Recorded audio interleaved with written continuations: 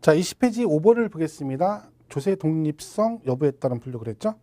자, 이건 독립세하고 부가세라고 돼 있는데, 독립세, 여기 이제 부가세 이렇게 돼 있어요. 부가세. 그러니까 부가세의 뜻은 우리가 기억하실 게, 얘가 이제 일반적으로 우리가 사회에서 부가세 신고한다고 그러거든요.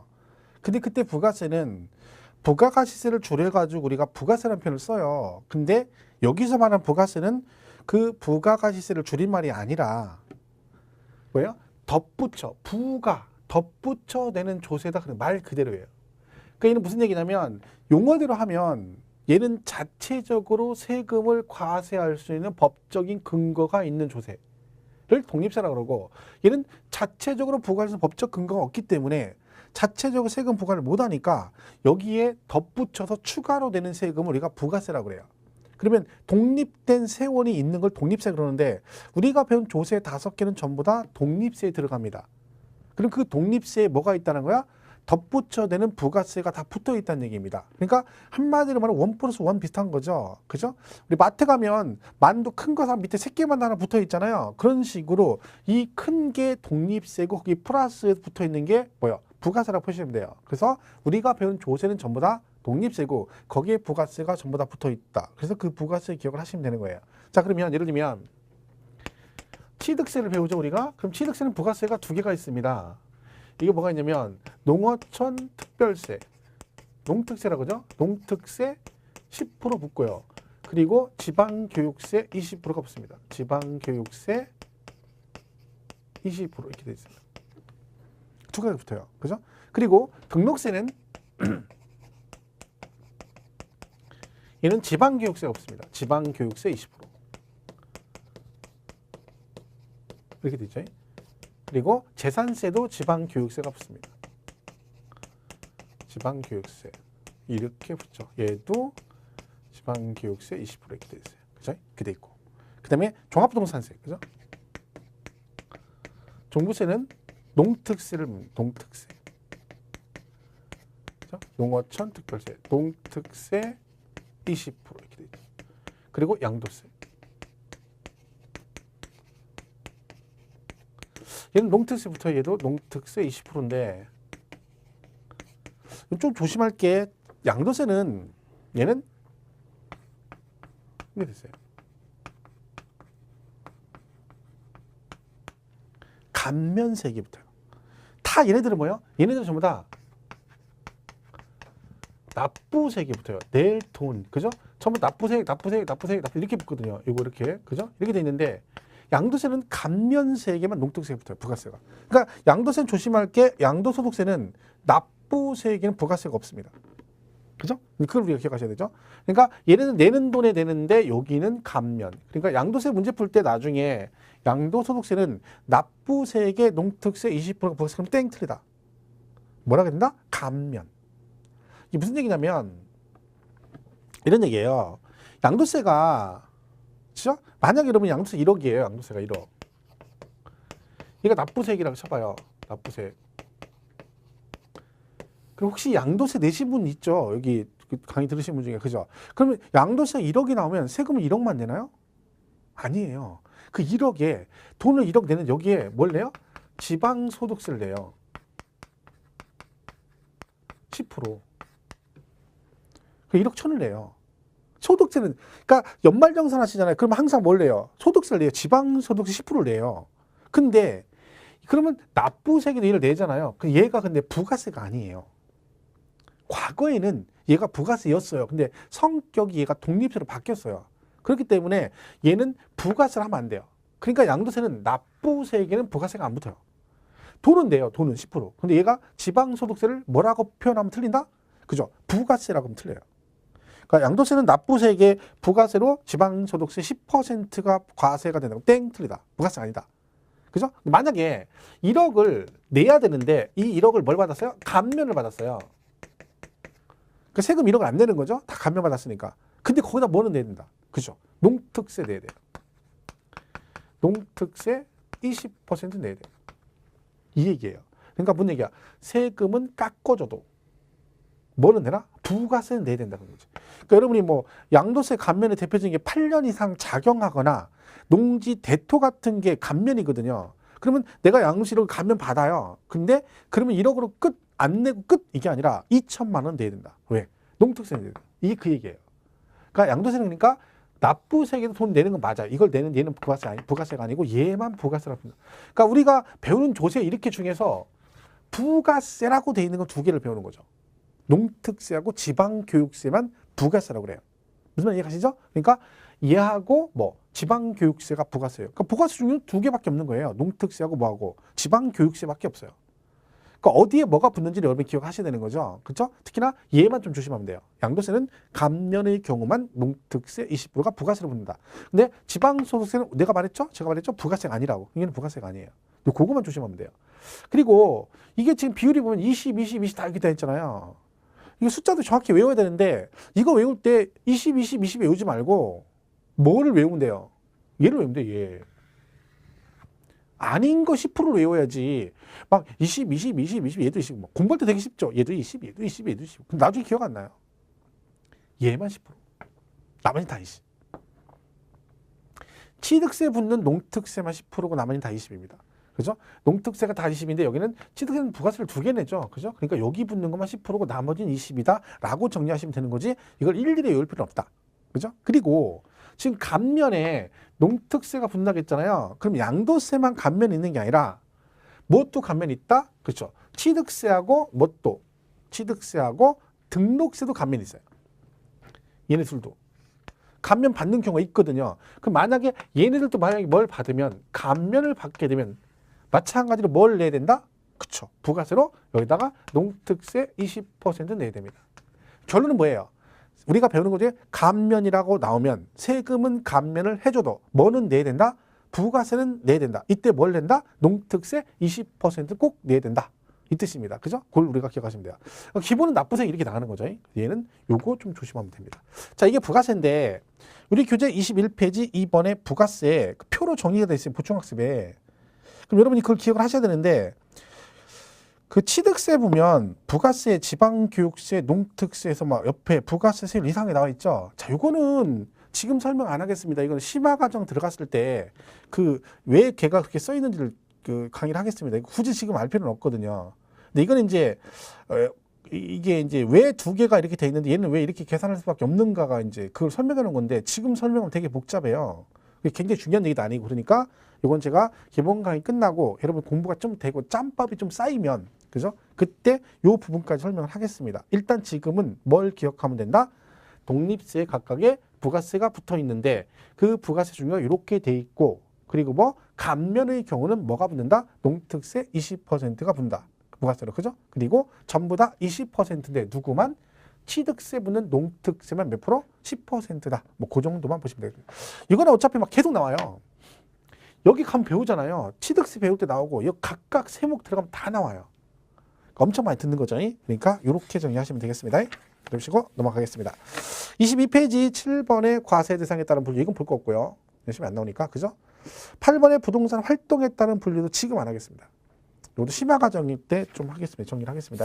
하시고 24페이지 가면 이제 3절에 조세 관련 용어정의라고 되어 있죠? 그걸 한번 보겠습니다. 자, 1번 세법 그래서 국세, 지방세 이렇게 되어 있죠. 그럼 특별한 거 없어요. 근데 국세, 지방세인데 거기 구분한 게 뭐냐면 그냥 하나만 얘기를 할게요. 국세는 개별법이 있어요. 개별법. 무슨 얘기냐면 세목 하나당 법이 하나씩 있어요. 종합부동산세라는 세목이 있죠. 그럼 뭐가 있어? 종합부동산세법이 있어요. 그러니까 부가가치세 그러면 부가가치세법, 법인세 그러면 법인세법 이렇게 돼 있다는 거죠. 그런데 특징이 그런데 지방세는요. 취득세 그러잖아요. 그러면 취득세법은 없어요. 재산세법도 없고 등록세법도 없어요. 그럼 뭐가 있어? 지방세법이 있어요. 그러니까 지방세법 해놓고 그 안에 11개 세목이 다 들어가 있어요. 그러니까 얘는 단일 세목으로 되어 있는 거예요. 통합보로 되어 있는 거지 개별법이 아니다. 그러니까 국세, 지방세 차이점이 그런 거죠. 그러니까 지방세는요. 11개가 한꺼번에 되어 있기 때문에 법 조문이 막 엄청 커요. 이렇게 있다만 해요. 엄청 커요. 그러니까 궁금하신 분들은 이게 근데 안 팔아요. 시중에서는. 팔려면 이거 사서 볼 필요 없고, 제가 옛날에 처음에 이제 강의 시작해가지고 한참 한 좀 지났을 때, 제가 명색이 세법 선생이잖아요. 집에 누가 봐도 이 사람은 이거 가르치는 선생이다는 그 좀 티가 좀 나야 되잖아요. 그래가지고 제가 이 조문을 샀어요. 법조문을. 지방세법 조문을 샀어요. 책자를. 법조문책. 이만해요. 거짓말 하라고. 두께가.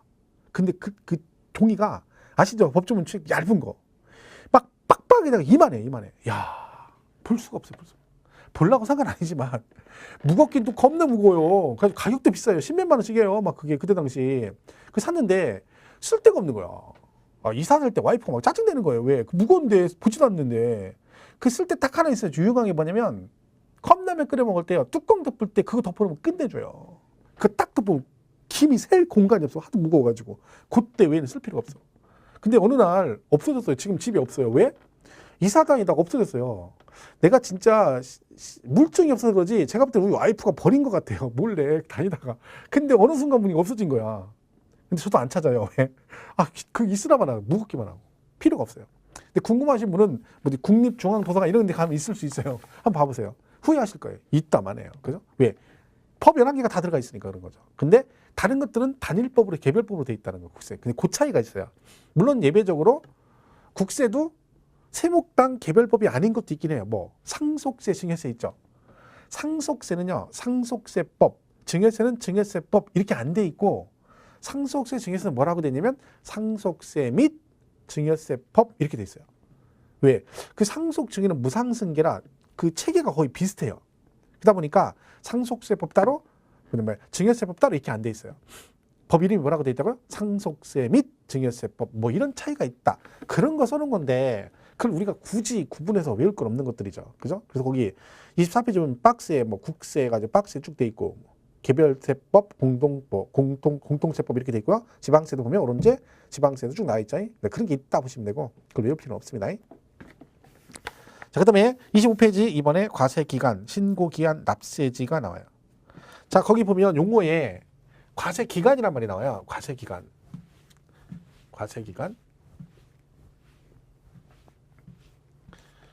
벌써 12월 달이죠. 그래서 이제 공부를 좀 하려고 하는데 참 12월이 공부하기 힘든 달입니다. 그죠? 행사가 많아가지고 여러 가지, 그죠? 뭐 하려면 뭐 해야 되고, 또 뭐 막내도 있고 부어라 마셔라 막 다 이제 뭐, 그죠? 막내하고 뭐하고 해야 되니까 바쁘죠. 그러니까 맘먹고 공부 안 하면 꼭 뭐가 생기죠. 저도 맨날 살 뺀다고 막 그렇게 1년 내내 얘기하거든요. 그러니까 이번에도 이제 비장한 각오로 살을 빼기로 하고 했는데, 꼭 그러면 주말에 행사가 있어요. 뭔 일이 있어. 합격자 모임, 뭐냐면 우리 집 행사, 처갓집 행사, 또 무슨 모임 해가지고 계속 일이 생기는 거죠. 그걸 극복해야 되는데 잘 안 되죠. 자, 보세요. 세금, 과세기간의 뜻은 그대로 가면 돼요. 세금을 부과하는 기간이다. 말 그대로예요. 조세를 부과하는 기간을 법으로 정해줬다는 얘기죠. 대표적인 소득세가 있는데, 자, 여러분 소득세 뜻이 뭐예요? 소득이 발생했을 때 내는 세금이에요. 소득이 발생하면 세금을 내는데, 문제는 뭐다? 이 소득이요, 계속해서 발생하잖아요. 어떤 소득은 매일 발생하는 것도 있고, 어떤 건 월로 발생하는 거, 어떤 건 뭐 분기별로 이런 게 있잖아요. 그러면 세금을 과세할 때 도대체 내가 만약에 월급 받아요. 우리가 월급을 받잖아요. 그죠? 매달 월급을 받죠. 그럼 소득이 발생했잖아. 그럼 그걸 달달이 세금을 낼 것이냐, 분기별로 세금을 낼 것이냐 정해줘야죠. 그래야 우리가 세금을 신고할 거 아니에요. 그죠? 그 기간을 정해주는 걸 뭐라 그래? 과세기간 그래요. 그럼 소득세는 대표적으로 과세기간이 1월 1일부터 12월 31일, 1년 단위로 과세가 돼요. 그러니까 여러분이 직장 다니면서 12월 달에 연말정산한다고 그러잖아요. 왜 연말에, 왜 분기도 아니고 반기도 아니고 왜 하필 연말에 정산해? 법에 소득세는 1월 1일부터 12월 31일까지 나온 이 1년치를 한꺼번에 몰아서 세금을 내라라고 정해져 있기 때문에, 그러니까 정산을 이때 가서 정산해야 되지 중간에 정산하면 안 된다는 얘기죠. 그래서 연말 정산하는 거야. 그죠? 그러니까 얘가 과세가 1월 1일부터 12월 31일을 뭐라 그래요? 과세 기간이라 그래요. 물론 소득세는 기본이 1월 1일부터 12월 31일이에요. 그래서 박스에 보시면 25페이지 맨 밑에 소득세 원칙 1월 1일부터 12월 31일까지라고 돼 있죠? 만약에 돌아가셨다. 5월 달에 돌아가셨어요. 근데 과세 기간이 12월 31일이래요. 그러면 이미 가셨는데 5월 달에 가셨는데 6, 7, 8, 9, 10에도 나온 거 있으면 세금 내는 이거 말이 안 되는 거지. 그때는 과세 기간이 1월 1일부터 언제까지? 돌아가신 날까지. 이게 무슨 얘기야? 돌아가셔도 세금은 내고 가신다. 그냥은 못 간다는 거예요. 그게 독한 거죠. 근데 그게 맞는 말이죠. 그죠? 넌 돌아가셔도 세금은 내고 가라. 그 누가 내? 그분은 못 내시죠? 그러니까 누가? 상속인이 되는 거야. 상속인이. 그러니까 부채도 상속이 됩니다. 그러니까 아버지가 돌아가셨는데 사업하시다가 부채가 많아. 그죠? 부채가 많고 조세도 체납한 게 있어. 그대로 상속 받아버리면 상속인은 세속이 돼. 상속이 돼버려. 다 내야 돼. 그것도. 그죠? 그래서 이제 그런 게 있습니다. 출국하게 되면 외국 나간 거죠. 그럼 1월 1일부터 출국일까지는 세금을 내고 가야 된다. 그래서 기본만 보시면 돼. 원칙은 1월 1일부터 12월 31일이다. 근데 또 예외도 있죠. 법인세. 그러니까 이 기간 나오는 게 대표적으로 얘 말고 법인세하고 이제 보통 이게 나와요. 부가가치세. 얘는요. 법인세는 정관으로 정하도록 돼요. 정관으로. 그게 뭐라고 돼 있어요? 법인세는 법령 정관 등에 따라 정하는 기간 그랬죠. 회계기간이라고 그러죠. 그러니까 정관으로 정한다는 그 법인은 자기들이 알아서 정한다는 얘기죠.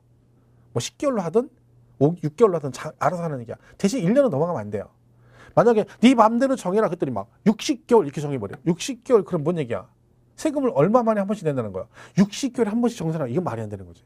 그죠? 1년 안에 10개월이든 뭐든 네가 알아서 정해라는 얘기죠. 정관으로 정하도록 돼 있어요. 부가가치는 2번 내시죠. 아시죠? 얘는 1기분, 2기분에서 1월 1일부터 6월 30일, 7월 1일부터 12월 30일 이렇게 돼 있죠. 그죠? 2번에 이렇게 2번. 그죠? 이렇게 돼 있죠. 이것도 과세 기간이죠. 그 대신 얘는 반기별로 내는 거죠. 그래서 그걸 우리가 뭐라고 한다? 과세 기간이라고 한다. 그래서 거기 과세 기간에 용어 나와 있죠? 세법에 의해서 조세의 과세 표준 계산의 기초가 되는 기간을 말한다. 그걸 뭐라고 한다? 과세 기간이라 한다. 이렇게 보시면 되겠습니다. 자, 보시면 되고. 넘어가서 26페이지 가면 자, 이번에 법정신고 기한이라는 게 나와요. 법정신고 기한. 자, 이 부분은 뒤에 취득세나 이런 걸 좀 설명을 하고 공부를 하시고 나서 하겠습니다. 왜냐면 얘는 그때 안 해도 뒷부분 공부하면 자동으로 알게 돼요. 이것들은. 그러니까 그런 것들이 있어요. 막 공부를 내가 되게 열심히 해야지 되는 것도 있고 어떤 것들은 다른 걸 공부하게 되면 자동으로 알게 되는 것들도 있거든요. 근데 이 부분은 취득세, 등록세, 소득세 이건 다 나중에 알게 되는 것들이에요. 근데 여기서 지금 취득세 또 설명할 필요 없는 거죠. 그죠? 거기 보시면 취득세, 등록세, 소득세, 부가가 쭉 나와 있죠. 그죠? 그걸 뭐라 그래? 법정신고 기한 그래요. 말 그대로 뭐예요? 신고 기한이란 읽어볼게 거기만 뭐 국세 기본 기타 법에 따라 과세 표준 신고서를 제출할 기간을 말한다. 뒤에가 우리 이제 납부방 배우거든요. 신고 납부, 보통 징수 이걸 배워요. 그러면 신고 납부는 네가 알아서 신고하고 돈도 네가 내라 그런 뜻인데 그러면 아무 때나 신고할 수는 없잖아요. 그러니까 법으로 정해줘요. 너는 이때까지 신고하고 너는 이때까지 신고하고 이걸 정해준 걸 뭐라 그런다? 법정 신고 기한 그런다는 얘기죠. 그죠? 이렇게 보시면 돼요. 그냥 한번 읽어보겠습니다. 나온 김에 한 번이라도 더 보면 좋은 거니까. 그죠? 뭐라도 한 번 더 보는 게 좋아요. 그러니까 이건 어차피 반복이거든요. 반복. 무한 반복. 그죠? 무한 반복. 계속 봐야 돼요. 한 번 듣고 기억 못 해요. 제가 그랬잖아요. 엄마란 말을 우리가 평생 안 잃어버린 이유가 뭐냐면 우리가 태어나서 눈도 못 뜨고 있는데 누가 와서 구문을 시작하잖아요. 귀에다 대고 엄마, 엄마, 엄마. 누가? 엄마라는 사람이 와서 누군지도 모르는데 누가 와서 여자가 와서 막 귀에다 대고 엄마, 엄마 그 소리를 하루에 수백 번씩 하는 거예요. 애가 질려가지고 아이 그랬더니 엄마가 뭐라 그래요? 얘가 엄마라고 했다는 거예요. 애는 짜증나가지고 아이 그랬는데. 그 또 막 계속 엄마, 엄마 해서 엄마 해줬으면 되게 좋아하죠. 그럼 좀 있으면 누가 그래? 그걸 끝난 줄 알았더니 또 누가? 어떤 남자가 와서 또 아빠, 아빠 그러는 거예요. 근데 그 소리가 수십 번, 수천 번, 수만 번 듣는 거죠. 어렸을 때. 그러니 그게 귀에 딱지가 앉아가지고 잃어버리겠냐고 죽을 때까지 안 잃어버렸지. 그죠? 그러니까 모든 게 그런 거야. 공부도 똑같은 거예요. 한 번 듣는 건 두 번, 두 번은 세 번, 네 번, 다섯 번 이게 좋은 거죠. 많이 들을수록 합격 확률이 높아지는 거야. 그죠? 왜? 잃어버리거든요. 잃어버리는 거야. 그럼 누구나 똑같아요. 그죠? 그러니까 무한 반복이 중요한 거다. 자, 취득세는 물건을 취득했을 때 내는 세금이에요. 이름이 취득세잖아. 그러면 왜 이름이 취득세예요? 취득했을 때 내는 세금이다. 그럼 취득세는 여러분이 직접 가서 신고하고 돈을 내야 돼요. 그럼 언제까지 신고해야 되느냐? 기간 나와 있네요. 취득한 날로부터 60일 안에 해야 됩니다. 60일. 그러니까 여러분이 만약에 취득하고 60일 안에 취득세 신고를 안 하면 가산세를 부과합니다. 그래서 법으로 정해진 기간은 취득일로부터 60일. 물론 예외는 있습니다. 상속을 받았을 때는 상속 개시일이 속한 달의 말일부터 6개월. 외국의 상속인이 주주가 9개월로 갑니다. 왜냐면 상속은 돌아가신 거잖아요. 그러니까 이건 아시죠? 여기 나온 김에 이걸 하겠습니다. 상속이나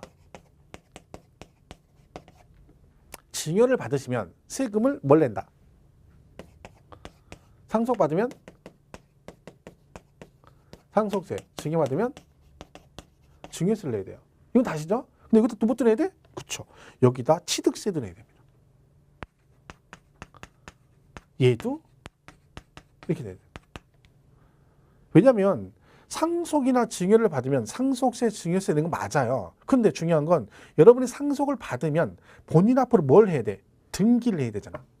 그죠? 등기하려면 뭐 내야 돼? 세금 내야죠. 뭐 내? 취득세. 증여 받았어요. 증여세 내셨죠? 또 뭐 해야 돼? 본인 앞으로 등기해야 되잖아. 뭐 내야 돼? 취득세. 그러니까 세금을 하나만 낸다 그러면 안 돼요. 그죠? 두 개 내는 거지. 대신 상속세, 증여세, 국세잖아요. 얘는 어떤 애? 세무서에다. 그리고 얘네들은 지방세니까 지방자치단체에다 세금을 내겠죠. 그러니까 여러분이 기억할 것은 상속과 증여를 받으면 세금을 하나만 내는 게 아니라 따로따로 두 개 다 낸다는 얘기지. 그걸 기억하셔야 돼. 그죠? 그러니까 지금 상속받으면 취득세를 내야 되는 거죠. 근데 취득세는 원래 다 60일인데 상속을 받았을 때는 몇 개월? 6개월이에요. 상속 개시일이 속한 달의 말일부터 6개월. 외국에 있으면 9개월 그래요. 참고로 말씀을 드리면 이 지문에 상속이란 말 나오잖아요. 그리고 뒤에 가면 나중에 많아요. 그리고 언제까지 신고해야 되니라고 기간을 물어보는 지문 여러 군데 나와요. 그럼 얘는 다 똑같아요. 무조건 우리나라의 상속인이 주소가 있으면 상속 개시일이 속한 달의 말일부터 6개월, 외국에 있으면 9개월 그래요. 여러분이 우리나라 주소가 있잖아요. 그러면 상속 나왔어. 그럼 언제까지? 그럼 언제? 돌아가신 날이 상속 개시일이거든요. 그러니까 오늘 돌아가시면 오늘이 상속 개시일이에요. 근데 오늘부터 6개월이 아니라 이달 말부터 6개월이에요. 속한 달의 말일부터 6개월. 그럼 이달 말부터 6개월 이내 신고하라 그런 얘기죠. 항상 그래요. 그러니까 개시일로부터 가는 게 아니라 개시일이 속한 달의 말일부터 6개월. 그럼 예를 들면 상속을 받았어요. 그죠? 그럼 뭐 내셔야 돼? 상속세를 내셔야 되죠. 그러면 얘는 언제까지 상속세 신고를 해야 된다? 기간 물어봤네요. 그럼 뭐라고 해야 돼요? 똑같네요. 상속 개시일이 속한 달의 말일부터 6개월. 외국에 있으면 9개월 이러는 거야. 자, 취득세. 그냥 취득세가 아니죠. 상속을 받았어요. 그러면 취득세를 내야 되죠. 그럼 얘는 언제까지 취득세 신고를 해야 되죠? 뭐라고요? 상속을 받았을 때 취득세 신고는 언제까지? 그럼 얘도 상속이잖아. 똑같죠. 상속 개시일이 속한 달의 말일부터 6개월. 외국에 있으면 9일 이렇게 하는 거야. 그러니까 무조건 상속 나왔어 지문에. 근데 언제까지 뭘 해야 되냐라고 기간 물어보는 게 다 뭐다? 공통이다. 뭐라고 하시면 된다? 상속 개시일이 속한 달의 말일부터 6개월. 외국에 있으면 9개월. 그렇게 풀면 되는 거야. 돌아가셨기 때문에 60일 그러면 안 되잖아요. 생각해보세요. 돌아가서 상체려고 49제 지내고 막 했는데 60일이라는 세금 신고를 해. 그럼 아닌 거지. 그리고 갑자기 돌아가시면 상속 재산 같은 걸 파악을 해야 됩니다. 제대로 신고를 해야 되니까 그 기간을 길게 주는 거야. 그렇게는 길게 가는 거예요. 그죠? 이해가시죠? 그렇게 이해하시면 돼요. 그러니까 1번의 취득세는 취득일로부터 60일, 상속은 상속 개시일이 속한 달의 말일부터 6개월. 자, 참고로 여기 보시면 얘는 6개월, 60일 이렇게 나오잖아요. 어떤 거는 30일, 60일 이렇게 나오고 어떤 건 1개월, 3개월, 6개월 그래요. 그 차이가 뭐냐면 좀 더 이제 구체적으로 날짜를 정할 때 날짜를 정해요. 며칠. 그죠? 이 차이가 뭐냐면 아시죠? 오늘이 12월 2일이다 만약에. 그럼 여기서부터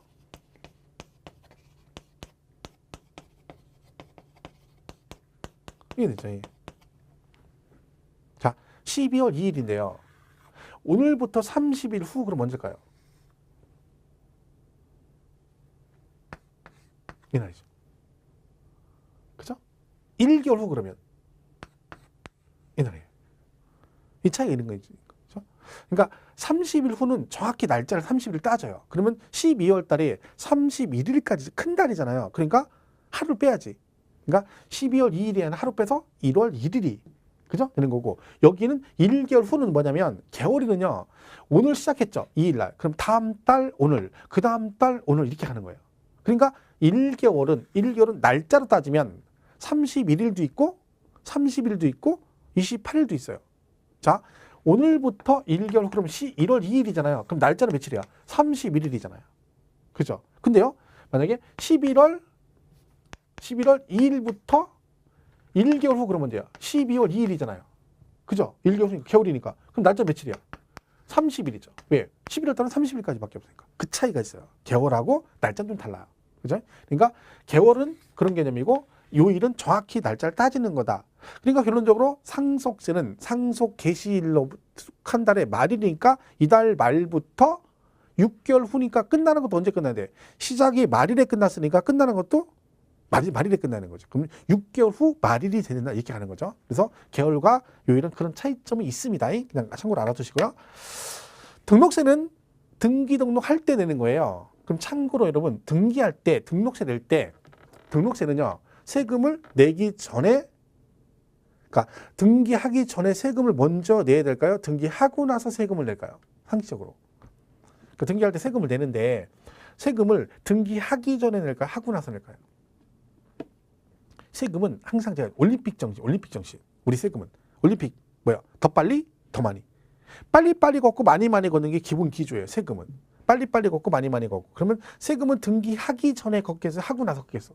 하기 전에 세금을 내야지 등기해 줍니다.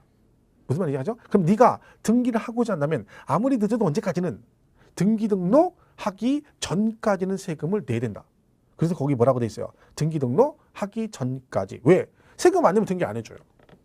걔들 등기해 줄 때 여러분 등기 신청하면 걔네가 확인해요. 세금 냈는지 안 냈는지. 안 냈으면 안 해줘. 그러니까 아무리 늦어도 등기 등록하기 전까지는 해야 된다. 그런 얘기고. 소득세는 다음 연도 5월 31일 그랬죠? 소득세는 다음 연도 5월 31일. 그러니까 얘는 1년치 몰아가지고 여러분 아시잖아요. 소득세 신고할 때 연말정산 해가지고 언제 신고해? 1년치 몰아서 다음 연도 5월 달에 하잖아요. 그 얘기 쓰는 거. 이건 아는 얘기잖아요. 그죠? 부가가치세는 두 번 낸다고 했잖아요. 과세기한 두 개라 했죠. 6개월 단위로. 그럼 1월 1일부터 6월 30일, 7월 1일부터 12월 30일이죠. 그럼 그 끝나고 다음 달 25일이에요. 그럼 1기분이 6월 30일이 1기분 딱 기간, 과세기간이잖아요. 그럼 다음 달이니까 7월 25일이고 2기분은 12월 31일이 끝이니까 그 다음 달이니까 다음 연도 1월 25일인 거죠. 그래서 거기 보면 1기분은 7월 25일, 2기분은 1월 25일이 그죠. 종합부동산세는 12월 15일입니다. 당일연도. 오늘 12월 달이잖아요. 그러니까 이달 15일까지가 기간이에요. 종부세는 12월 1일부터 15일이에요. 납기가. 12월 1일부터 15일. 그래서 거의 15일이고. 상속세는 상속세 똑같죠? 상속이니까 상속 개시일이 속한 달에 말일부터 6개월. 증여세는 여기 증여세 내죠? 증여받으면 증여세는 증여받은 날이 속한 달에 말일부터 3개월이에요. 그러니까 증여세는 짧게 가. 왜? 증여는 주시는 분이 살아계시잖아. 그러니까 3개월로 가고 상속은 돌아가셔서 6개월이에요. 자, 그럼 이해 있죠? 취득세는 언제? 취득세는 상속 빼고는 다 며칠? 60일이에요. 그러니까 여러분이 증여를 받으시면 증여세 신고는 국세청에 가셔서 3개월 이내 신고하시면 되고 그리고 여러분한테 등기하려면 취득세는 언제까지? 60일 안에 하면 돼요. 그죠? 근데 상속은 다 6개월이에요. 둘 다. 결론은 뭐다? 취득세는 상속 빼고는 다 60일에 하는 거죠. 그러니까 증여를 받으시면 취득세 신고는 60일에 하셔야 되고 증여세 신고는 언제까지 해야 돼? 3개월이 하는 겁니다. 그 차이겠어요. 그걸 우리가 뭐라고 한다? 법정 신고 기한을 한다. 이면 되겠고. 자, 3번 납세지 나오죠? 납세지. 아까 제가 인세, 물세 설명할 때 전 시간에 설명했죠. 인세, 물세. 국세는 사람 중심이고 지방세는 물건 중심인데 그랬잖아요. 그래가지고 뭐라겠어요? 국세는 세무서다 세금을 내는데 사람 중심이니까 그 사람의 주소지 관할 세무서고 지방세는 지자체다 세금을 내는데 물건 중심이니까 어디? 물건의 소재지 관할 이렇게 갔잖아요. 그리고 거기 지방세 보면 뭐라고 돼 있어요? 취득세. 취득 당시 부동산 소재지 관할 특광도. 그죠? 물건 소재지. 등록세도 등록 당시 부동산 소재지 관할 얘는 뭐라고 돼 있어요? 도 및 구라고 돼 있죠? 그 특별시, 광역시하고 자치구라고 돼 있죠? 그러니까 등록 도세 및 구세라고 했잖아요. 그 얘기고. 재산세는 물건 소재지 관할 시군, 구. 별거 아니죠? 국세는 거기 뭐 개인, 법인 돼 있는데 법인은 냅두고요. 개인만 보세요. 거주자는 어디다 낸다? 주소지 또는 거소지 관할 세무서. 그 사람의 주. 그것만 잘 보세요, 일단. 밑에 비거주자까지 보지 마시고. 지금 보면 헷갈려요. 그러니까 기본 개인만 기억하시면 돼요. 국세는 주소지 관할 세무서. 지방세는 물건의 소재지 관할 지자체. 이렇게만 기억하시면 된다. 자, 오른쪽 과세요건은 아까 했죠. 과세 대상. 그죠? 그 다음에 납세 의무자는 뭐냐? 이런 거죠. 과세 대상은 보시면 되고, 납세 의무자는 거기 보시면, 그 납세 의무자 쭉 나와요. 그러면 연대 납세 의무자, 2차 납세 의무자, 뭐 해가 쭉 뒤에 쭉 있죠. 그 납세 보증이 이렇게 돼 있는데, 이게 뭐냐면, 이런 얘기예요. 자, 그 설명은 이런 거죠. 여기 27페이지에 보면 납세자가 나오죠. 자, 이렇게 돼 있어요.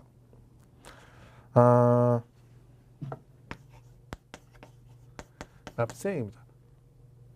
원래는 이렇게 돼 있어요. 원래는 그러니까 납세자라고 돼 있죠. 이 납세자가 이제 뭐가 있냐면 납세 의무자가 있고, 그다음에 징수 의무자가 있어요. 이렇게 돼 있어요. 그 원천징수 아시죠? 여러분 들어보시죠. 원천징수. 여러분 왜 월급 받으면 원천징수가 가끔 3.3% 뛰잖아요. 그게 원천징수죠. 그러니까 이게 이제 그거예요. 원천징수 의무자, 사업자를 말하는 거예요. 사업주, 그죠? 대표자. 그리고 납세 의무자는 뭐냐면 이렇게 돼 있어요. 본래의 납세 의무자. 그러니까 원칙적인 법적인 납세 의무자를 말하는 거죠. 그리고 그다음에 2차 연대 납세 의무자가 있고요. 2차 납세 의무자가 있고요. 그다음에 납세 보증이라는 게 있어요. 납세 보증 이렇게 돼 있어요. 네? 자, 우리가 제일 많이 여기서 나오는 건 이거죠. 연대 납세 의무자. 그 여러분 그 본래의 납세 의무자, 원칙적인 납세 의무자를 말하고, 연대 납세 의무자는 뭐냐면 그거하고 똑같은 게 연대 보증하고 똑같아요. 은행. 그럼 여러분 은행에 연대 보증 아시죠? 연대 보증 써면 훅 가는 거예요. 잘못되면. 왜? 연대 보증 뜻이 뭐예요? 연대 보증을 쓰면 만약에 친구가 돈 밀리는데, 그죠? 친구가 만약에 이래요. 야, 친구가 전화 와서, 야, 내가 이번에 저기 사업을 좀 하려고 돈을 빌리려고 하는데 내가 1억을 빌릴 거거든. 근데 은행에서 연대 보증을 사달래. 그러니까 네가 연대 보증 사달라고 나한테 전화 왔어.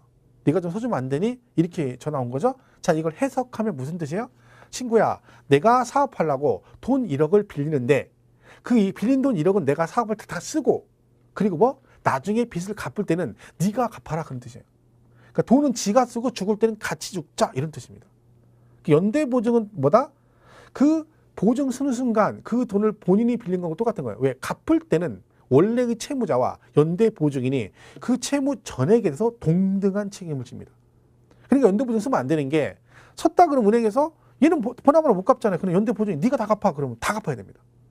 그러니까 보면은 대부분 보면 연대 보증 쓰게 되면 그 빌린 놈은 편하게 살아요. 지가 이제 안 될 것 같으니까 빼돌리는데, 연대 보증인은 좋은 말로 서줬다가 나중에 훅 가는 거예요. 제 주변에 그런 사람이 있습니다. 연대 보증 써가지고 막 재산 다 날리고 직장 다 그만두고 막 그런 사람도 있었어요. 폐인됐어. 왜? 하도 이제 독촉하니까 할 수 없이 퇴직해가지고 퇴직금 받아 갚아버린 거야. 그 친구는 다른 데 날라가가지고 잘 살아요. 연락도 없고. 그러니까 이거 해주면 안 돼. 그러니까 식구끼리도 해주면 안 돼요. 근데 형제들끼리 보통 많이 쓰죠. 제 동생이 만약에 저한테 와가지고, 형, 내가 이렇게 됐는데 연대보증 서주면 안 돼? 그러면 제가 그러면 안 돼, 이렇게 못 할 것 같아요. 저도. 왜? 동생이 와서 써달라는데 제가 안 된다고 못 하죠. 저는 서주죠. 근데 저는 서주죠. 그리고 은행 같이 가면 은행에서 저를 거부하죠. 왜? 아, 저는 연대보증 자격이 안 돼요. 그래가지고 여러 가지 사항 때문에 그런 거죠. 그게 연대보증이야. 그러면 연대납세 의무자는 똑같아요. 얘가 연대납세 의무가 있다는 얘기는 이 세금 전액에 대해서 본래의 납세 의무자와 연대납세 의무자가 전액에서 처음부터 동등한 책임을 지는 걸 뭐라 그래요? 연대납세 의무 그래요. 우리가 나중에 뒤에 가면 이거는 연대납세 의무가 있다, 이런 말이 나와요. 그럼 여러분 뭐만 기억하면 돼? 아, 얘랑 연대납세 의무자가 둘이 그 세금 전액에 대해서 동등한 책임을 진다는 뜻이구나 라고 이해하시면 돼. 예를 들면 여러분 상속받잖아요. 그럼 공동상속을 받게 되면 만약에 상속세가, 취득세가 만약에 1,000만 원 나왔다. 근데 갑하을이 지분을 5대5로 받았어요. 그럼 세금은 둘이 500만 원씩 내면 되잖아요. 그런데 이 세금 1,000만 원에 대해서 갑과 을은 뭐가 있어? 연대납세 의무가 있다 그래요. 그럼 무슨 뜻이에요? 얘네들이 500 나눠내기는 하지만 법적으로는 갑도 1,000만 원 전액, 을도 1,000만 원 전액에 대해서 뭐가 있다? 책임이 있다, 그런 뜻입니다. 동등한 책임을 진다. 그게 연대납세 의무자예요. 뜻은 그런 거예요. 그냥 개념만 이해하시면 되고. 그 다음에 2차 납세 의무자는 말 그대로 2차입니다. 그러니까 얘처럼 처음부터 동등한 책임을 지는 건 아니고, 얘가 책임을 지고 하다 안 되면 그 부족분에 대해서 말 그대로 2차적으로 책임을 지는 걸 뭐라 그래? 2차 납세 의무자 그래요. 그러니까 보증으로 일반 보증과 똑같은 거죠. 그리고 납세 부정인은 뭐 납부를 보증한다. 이런 얘기인데 여러분이 여기서 기억할 용어는 이것만 잘 기억하면 돼요. 이게 제일 많이 나와요. 이 용어가. 그러면 아 얘가 동등한 책임을 진다는 뜻이구나. 그런 개념만 이해하시면 돼요. 그래서 교재 보시면 27페이지 그 2번에 납세 의무자 나오죠. 그 동그라미 1번에 연대 납세 의무자 나오잖아요. 그게 뭐라고 됐냐면 연대 납세 의무자란 하나의 납세 의무에 대해서 2명 이상의 납세 의무자가 각각 그다음 뭐라고 됐어요? 전액의 납세 의무를 이행할 책임 있는 공동 의무 관계자를 말한다. 그 전액에 동등한 책임을 진다. 이렇게만 이해하시면 돼요. 그 밑에 있는 거 외우지 마시고요. 그죠? 이렇게 보시면 됩니다. 나머지 지금 읽지 마세요. 자, 이렇게 보시면 되고. 자, 넘어가서 28페이지 가면 3번에 과표가 나오죠. 아까 과표 했잖아요. 과세표준은 세액을 산출할 때 기준이 되는 건데 이 과세표준은 그 무엇으로 표시가 되느냐에 따라서 종가세와 종양세로 나눈다. 종가는 뭘로 표시가 되는 거다? 가가 뭐라 했어요? 가격, 가액으로, 금액으로 표시가 되는 거고 종량은 금액이 아닌 수량, 면적, 기타 등등을 말한다. 그죠? 그래서 종가, 종량 이렇게 돼 있죠.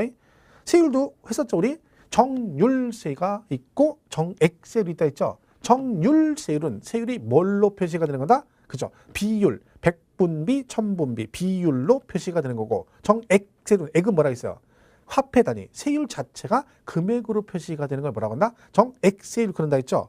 지금 나와 있잖아요. 거기 3번의 과표, 28페이지 밑에 4번 세율에 오른쪽에 가면 세율 표시 단위에 따른 분류에서 정률, 세율, 정액세율 그렇게 돼 있죠? 그 얘기요. 글자만 보는데 가운데 그 율액 이거 가지고 그냥 구분하시면 되는 거예요. 자, 그럼 2번은 과표 크기 변화 유무에 따라 뭐라고 돼 있어요? 비례 세율과 초과 누진 세율이 있죠? 자, 보겠습니다. 비례와 누진. 자, 비례 세율과 누진 세율이 있어요. 자, 여러분 이것도 보면 어디서 많이 들어본 얘기 있죠? 이 중에서 제일 많이 들어본 게 어떤 거예요? 이거 많이 들어봤죠? 이거 누진세. 누진세. 어디서 나와요? 전기세. 그 전기세가 누진세라고 하잖아요. 그럼 이게 무슨 뜻이에요? 많이 쓰면 많이 나온다. 그러니까 얘가 전기가 3kW가 기존 가정용이 3kW가 기본이거든요. 그럼 여기서 오버되면 그 킬로수 늘어날 때마다 단위당 요금이 높아져요. 그러니까 많이 쓰면 그만큼 단위당 요금이 높아지니까 세금이 더 많이 나오는 거 전기세가. 그죠? 그 누진이 무섭죠 이게. 그러니까 우리가 뭐 아시겠지만 작년에 뭐 에어컨 한참 많이 쓸 때 막 그 에어컨 때문에 문제가 심각했잖아요. 그래가지고 어떤 뭐 주부는 뉴스에 보니까 막 100만 원씩 나오고 막 전기세가 왜? 애 때문에 꼬맹이가 있어가지고 계속 에어컨을 틀으니까 땀띠 날까봐. 그랬더니 그게 누진돼가지고 막 100몇만 원 나오고 이랬죠. 문제가 있는 거죠. 이게 좀 뭐 개정을 좀 하긴 했는데 여전히 세금 되게 많이 냅니다. 그러니까 전기요금이 엄청나죠. 그러니까 우리가 그 전기그러니까 전자제품 살 때는 그 뒤에 킬로와트 나오는 게 있대요. 전기 용량이 나온대요. 그걸 잘 봐야 된대. 크기가 문제가 아닌 거야. 요건 조그만해. 요건 되게 커. 그러면 얘는 큰 거니까 전기 많이 먹고 얘는 작으니까 안 먹어. 이게 아니라는 거지. 전격 용량이 있다는 거죠. 그 킬로와트 큰 게 전기 많이 먹는 거예요. 대표적으로 많이 먹는 게 전기밥솥이라 했죠. 전기밥솥. 밥솥이 전기 엄청 먹습니다. 전기밥솥. 그러니까 그다 밥통에다 밥 해가지고 막 요새 기능이 좋아가지고 막 그죠? 한 번 밥에서 막 남편들 막 4일씩 막 밥 주죠. 그러면 안 돼. 전기세 많이 나오잖아. 밥은 하루에 한 번씩은 해줘야지. 그죠? 그리고 드라이기 많이 먹어요. 드라이기. 순간전화 되게 많이 먹어. 그러면 전기밥솥 틀어놓고 온풍기 틀어놓고 막 이러잖아. 그럼 전기 엄청 먹습니다. 제가 옛날에 온풍기 한번 샀다가 훅 갔습니다. 훅 가서. 온풍기 아시죠? 이게 이제 조그만 게 있더라고요. 이렇게. 그래서 제 딴에 이제 가스 요금 줄인다고 도시가스 그죠? 그래서 그걸 하면 틀어놓으면 좀 훈훈하잖아요. 그걸 샀거든요. 조그만한 거 15만 원이고 샀는데 한전에 전화 와서 다음 달에 왜 전기요금 너무 많이 나왔다는 거예요. 그때 제가 단독주택 살 텐데 왜요? 그랬더니 전기요금이 지난달에 비해서 4배가 나왔다는 거예요. 왜 그런가 봤더니 온풍기 때문에 온풍기. 야 그거 얼마 안 틀었는데요. 전기를 살벌하면 얘가. 그렇게 사놓고 딱 한 달 썼어요. 그거다 쳐버놨어. 왜? 못 써요. 너무 많이 나와가지고. 왜? 누진되니까. 이거 어마어마하고 누진이 무섭습니다, 여러분. 그러니까 이거는 뭐예요? 누진세율은 과표죠. 이거. 얘가 커지면 세율도 같이 높아지는 걸 뭐라 그래? 누진세율 그래요. 그럼 비례세율은 뭐라고 했어요? 항상 세율이 똑같은 걸 말해요. 금액에 관계없이 항상 세율이 일정한 걸 뭐라고 한다? 비례세율 그럽니다. 그러니까 예를 들면 내가 얼마짜리를 사든 세율은 똑같은 거죠. 그러니까 토지를 만약에 토지를 매매로 사잖아요. 토지를 매매로 사면 취득세가 4%거든요. 그죠? 근데 1억짜리 토지도 매매를 하면 취득세가 4%고 5억짜리 땅도 취득세는 몇 프로? 4%예요. 그러면 금액에 관계없이 세율이 똑같다. 이걸 뭐라고 한다? 비례세율 그래요. 누진은 뭐다? 단위 과표가 커지면 세율도 같이 높아지는 걸 뭐라고 한다? 누진 그란다. 그래서 거기 이번에 과표 크기 변화 유무에 따른 그래서 비례세율과 누진세율이다. 거기 초과 누진 이런 거 있는데 요거는 나중에 설명하겠습니다. 크게 중요한 얘기는 아니니까. 일단 과표. 여러분 개념상으로 과세 표준이 커지면 세율도 높아지는 걸 뭐라고 한다고요? 누진세율 그러고 항상 일정한 뭐라고 한다? 비례세율. 이렇게만 기억을 하시면 되겠습니다. 그다음 밑에 3번에 세율 적용 방법에 따른 분류에서 일정 세율, 그다음 표준 세율 뒷장에 뭐 제한세 이렇게 나오죠. 이거는요. 다른 건 필요 없고요. 그 2번에 29페이지 동그라미 2번 표준세율 나오죠. 표준세율. 그것만 보면 돼요. 거기 뭐라고든 읽어볼게요. 29페이지 맨 밑에 동그라미 2번 표준세율.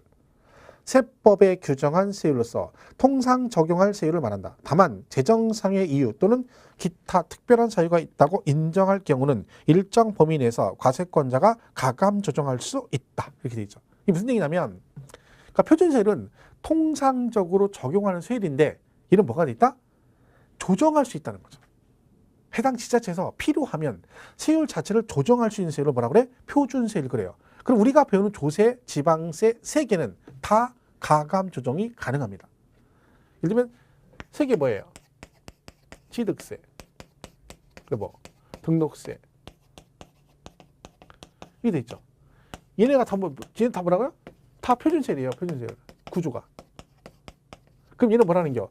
세율 자체를 조정할 수 있어요. 일정 범위에서. 그 범위가 얼마냐면 전부 다 플러스 마이너스 100분의 50 범위에서 가감할 수 있습니다. 그러니까 얘가 이제 100분의 50 범위에서 가감이 가능하다는 거죠. 세율 자체가. 그럼 예를 들면 이런 얘기예요. 취득세가요. 매매를 하게 되면 세율이 4%잖아요. 그렇죠? 근데 이거를요. 조례로 정하면 이 세율 자체를 바꿀 수도 있다는 거예요. 일정 범위에서. 어떻게? 이렇게. 자, 50%잖아요. 50%. 그죠? 그러면 이거의 50%예요. 이거의 플러스 마이너스 100분의 50이잖아요. 그러면 이거의 50%는 2%잖아요. 2%를 더하거나 뭐거나 빼거나 이 뜻이에요. 그죠? 그럼 더하면 2% 더하면 얼마? 얘는 6%고 빼면요. 2%잖아요. 그죠? 이 범위 안에서 이 세율 자체를 조정할 수 있어요. 조례로 정하면. 그러니까 예를 들면 경기도에서요.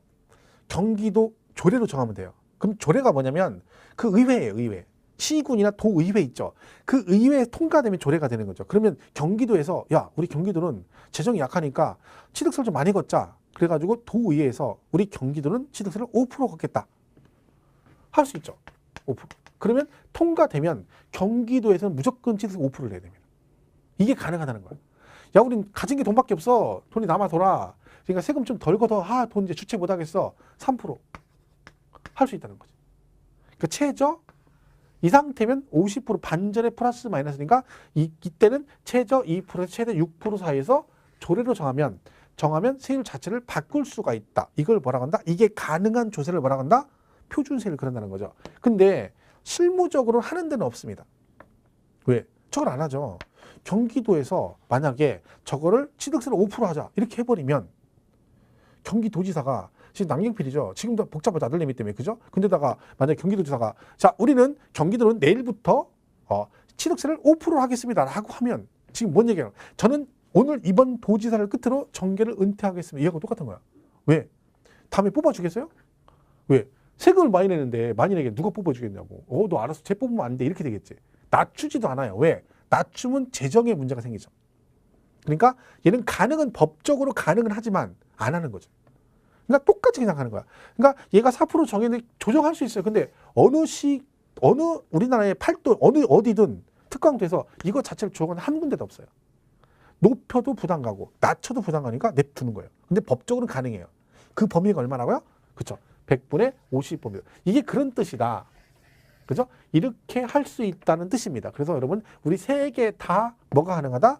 가감 조정할 수 있습니다. 그럼 나중에 여기 가고 여기 가고 배울 거 아니에요. 그러면 어디 가면 그 세율 파트 가면 다 이게 나와요.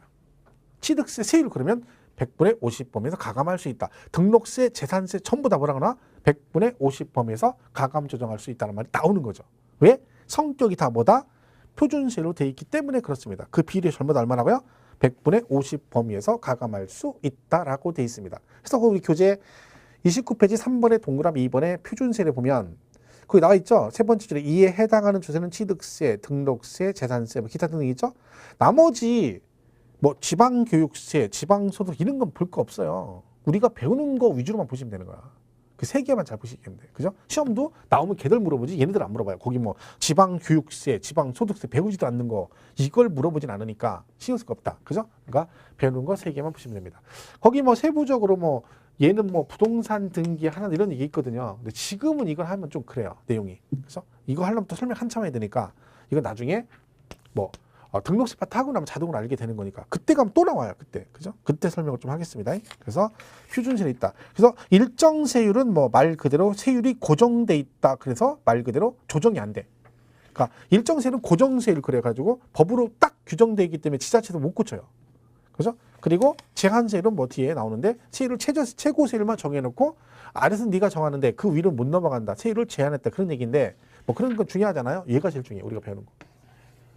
실제로 우리가 나중에 재산세율 때 설명할 건데 요게 가감 조정을 한 번도 안 했는데 우리 딱 한 번 이거 재산세 한 번 딱 한 적 있어요. 옛날 노무현 대통령 때. 그때 한 번 가감 조정 한 번 했어요. 세율 조정. 근데 이건 나중에 재산세 파트 설명할 때 설명 잠깐 할 겁니다. 이렇게 하시면 돼요. 그래서 거기 세율 그렇게 정리를 하시면 됩니다. 자, 이렇게 해서 거기까지 가시면 30페이지 이제 뭐 있어요? 조세의 징수가 나오는 거죠. 자, 여기까지가 이제 기본적인 용어 등에 관한 얘기들입니다. 그죠? 이렇게 정리를 하시면 되겠어요. 자, 그 뒤에 30페이지 조세의 징수는 과표에다가 세율을 곱해 세금을 계산했어요. 그러면 그 세금을 걷어야 되잖아요. 그러면 그 세금을 어떤 식으로 걷을 것이냐 그 방법이 나오는 거거든요. 그래서 조세 징수 방법은 세 가지가 있어요. 실제로는요. 우리 조세에는 뭐가 있다? 신고 납부가 있고 그다음에 보통 징수가 있어요. 그죠? 그리고 특별 징수도 있어요. 이 세 가지가 있어요. 이거 뭐 국세는 여기는 뭐 신고 납세 이렇게 돼 있고 여기는 정부 부가가세제도 여기는 원천징수 이렇게 돼 있잖아요. 가로 안에 그거는 신경 안 쓰세요. 왜?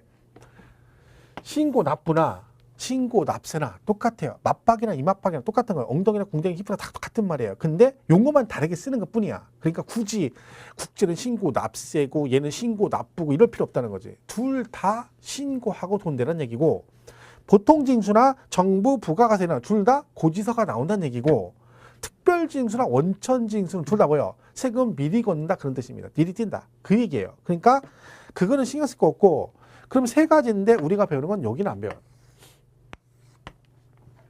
왜? 우리가 배우는 조세 중에 특별징수나 원천징수 조세는 안 배워요. 그럼 다 뭐만 배워? 얘만 배워요. 이거 하고 이 두 개만 배워요.